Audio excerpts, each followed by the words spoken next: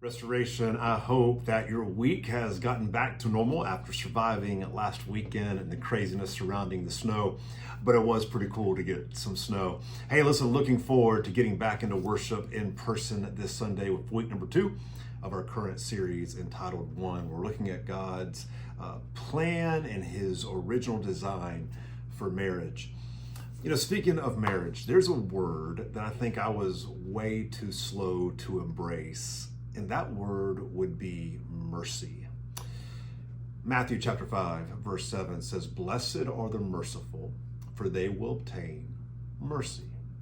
You know, I think in my own marriage, there were times where I was compassionate. There was times where maybe I was empathetic. There were certainly times that I was neither of those. But mercy is a little different.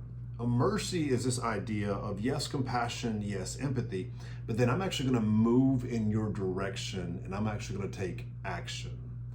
I think there's a couple characteristics that are true of people who are merciful.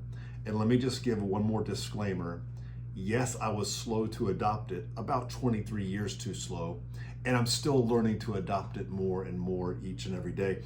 But here's some characteristics of the people in my life who are merciful. I think merciful people are committed to something higher than their personal happiness. Like, I look back at my own marriage where I failed in this miserably. One of the reasons I was failing miserably was the driving force behind that was personal gratification and personal happiness. If I wasn't happy or I wasn't gratified, then I wasn't merciful because that was ultimate at that time. But merciful people, I mean, there's something greater than their own personal happiness. I think along those same lines is this idea that merciful people are willing to suffer and endure. And here's what I mean by that. A couple of weeks ago, as we were finishing up our Now What series, we talked about taking up our cross and following Jesus. That whole idea of taking up your cross is denying yourself, walking through unpleasant things, dying to those pleasures, dying to the things that you want, suffering, we might say. But I think merciful people are committed to that. They're committed to just taking up their cross and following Jesus. I also think that merciful people have this commitment to forgive. At least the people in my life that I would kind of label them as merciful, they're just some of the most forgiving people on the planet. And I've said this time and time again. The people who should be most difficult to offend should be followers of Christ. The people who should be the most easy to forgive should be followers of Christ. And merciful people seem to have that down pat.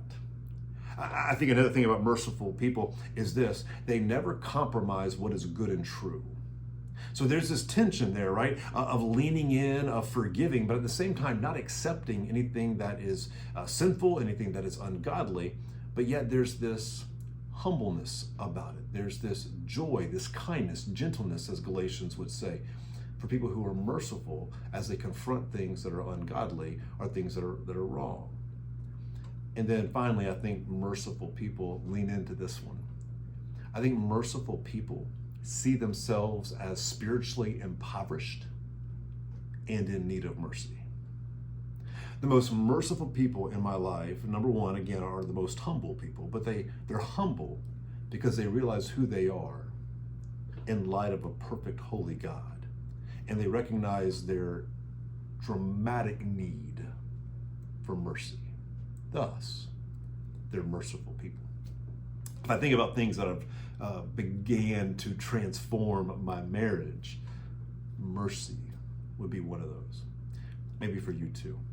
Hey, listen, lots of beautiful things going on at Restoration. Baptism's coming up on February 22nd. I want to encourage you to take that step forward if that is indeed your next step, as you have decided internally to follow Christ. Would you outwardly, publicly let everybody know that by moving forward in baptism? February 22nd at 9 o'clock in the 10:30 service. Hey, Starting Point's coming up as well on March the 1st. If you haven't been through Starting Point, which is our prospective new members class, I want to encourage you to be there and invite you to be there. Usually a fun time. Hey, listen, church, I'm excited for what God is doing in the midst of this season that we're in right now. And I trust that our eyes will stay on Him and stay on the mission. And speaking of which, until Sunday, church, be on mission.